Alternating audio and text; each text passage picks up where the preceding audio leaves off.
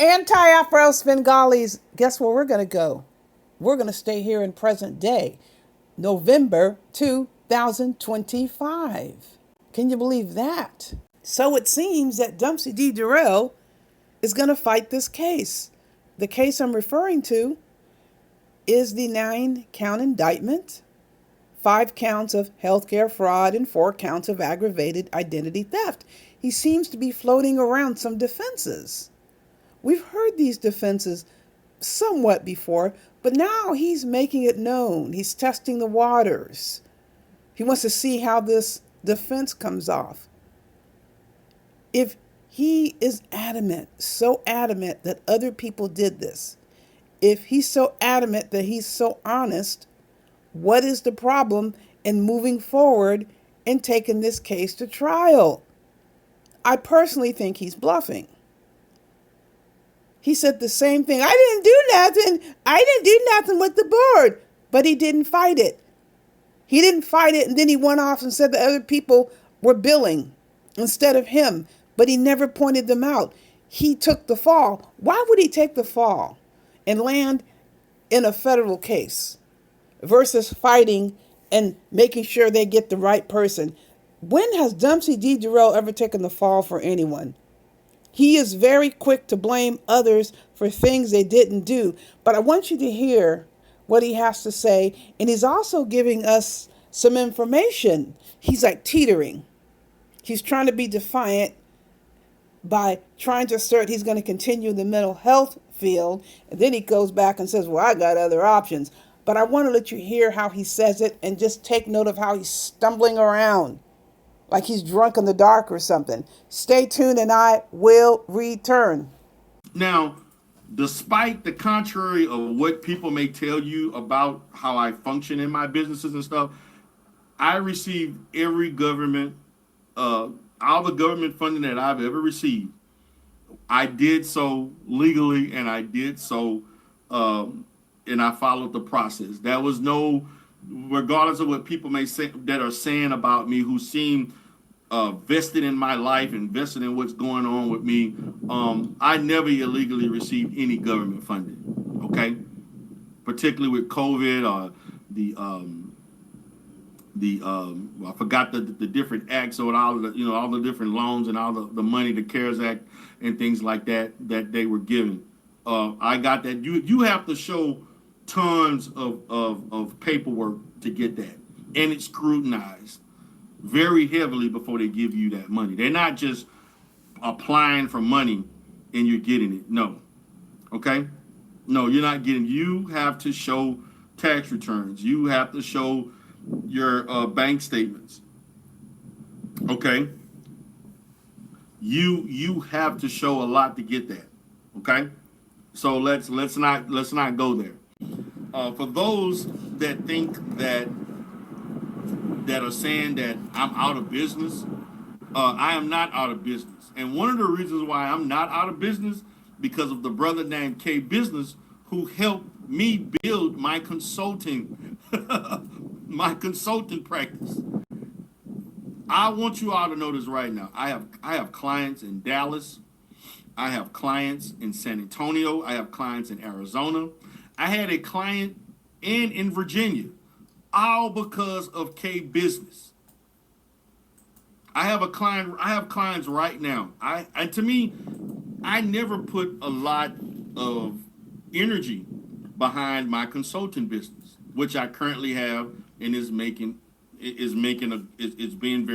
growing to become very lucrative. I have that to fall back on, despite what people may think.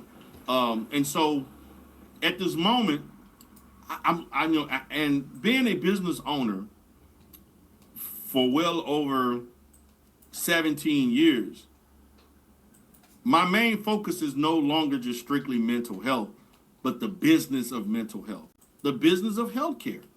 And so I am able to pivot, and I am able to utilize all skills that I have harnessed and developed in 17 years and over 20 years in mental health to help other companies become profitable, to help people get their businesses started, to help them grow their companies, and to help them help them avoid mistakes that can hurt their company.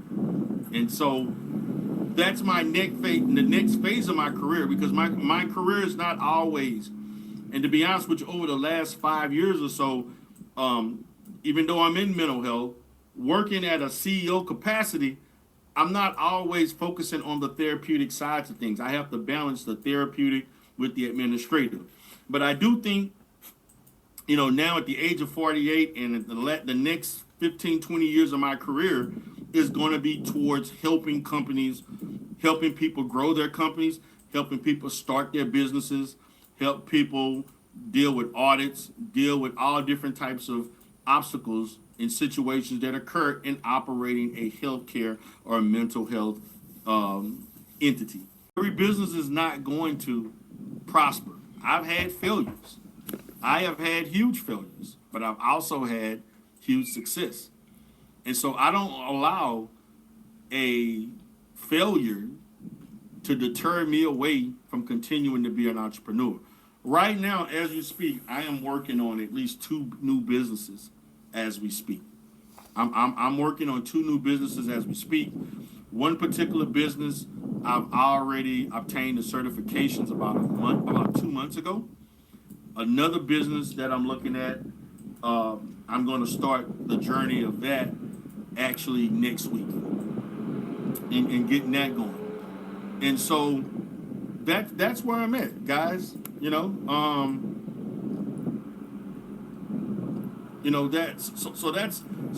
where I'm at. And I told him he was going to have to contact you to set the appointment, because I'm not doing it myself. Because now that I mess up when I do it myself, and I just brought everybody to call you now instead of me doing it. I mess up when I do it myself. I mess up when I do it myself. First, I want to dispel one huge lie he told. It is not, or it was not challenging to get a business loan under the pandemic, under the C9 pandemic. The Small Business Administration estimated that the COVID fraud, the PPP loan fraud, came near $200 billion. That is the estimate from the Small Business Administration. So he's full of shit that it was so hard to get the money. No, it was easy to get the money, and people started spreading the word. Crooks started spreading the word about how easy it was to get pandemic money for small businesses. And he said he had 3 or 4 employees. He's so full of crap. The money went straight to Latasha and went straight to Dumpsey D. Derell, and it probably went through a client whose name and information he hijacked. I bet you he made up fake and phony employees. But he's a liar to sit here and say it was hard. It was a lot of scrutiny. You heard him, right? But did you notice also he couldn't even keep a straight face? He couldn't help but break down and laugh when he talked about this consulting business. Build my consulting, my consulting practice. Build my consulting, my consulting practice. Oh my, he didn't even convince himself that this is actually true. What consulting business? He ain't got no damn consulting business. And he's in the position to tell people how they can facilitate successfully through audits when he's up here facing a 9-count federal indictment, and he's already been nabbed by the licensing board before because he didn't pass an audit to the point where they disciplined his license. This is just fantasy talk. I don't believe any of it. I don't believe a single word. And you saw where he's telling the secretary, this is one of the secretaries who ran off after the FBI interviewed her. He's telling her, I mess up when I do it. And I told him he was going to have to contact you to set the appointment, because I'm not doing it myself. Because now that I mess up when I do it myself. And I just brought everybody to call you now instead of me doing it.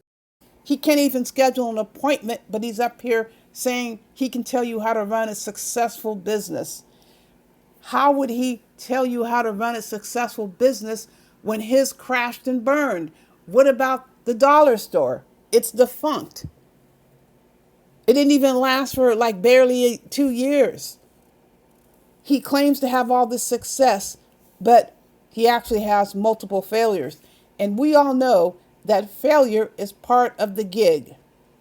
I'm not saying you can never fail, but look at the catastrophic nature of his failures.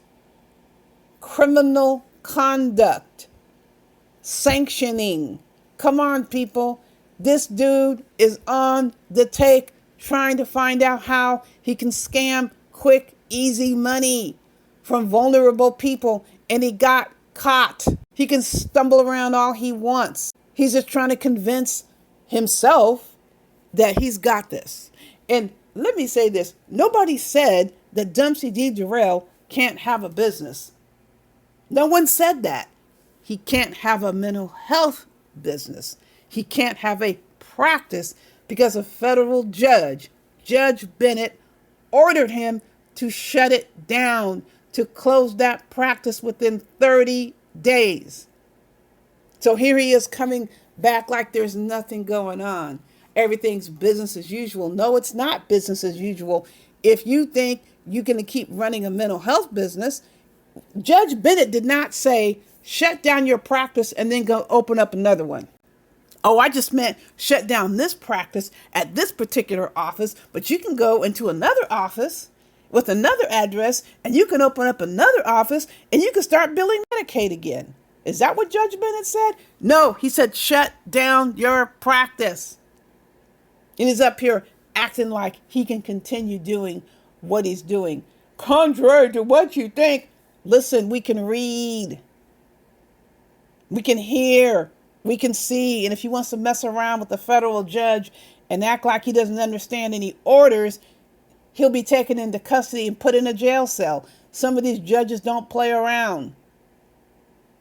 November 1st, he was supposed to shut that shit down, and I will be watching.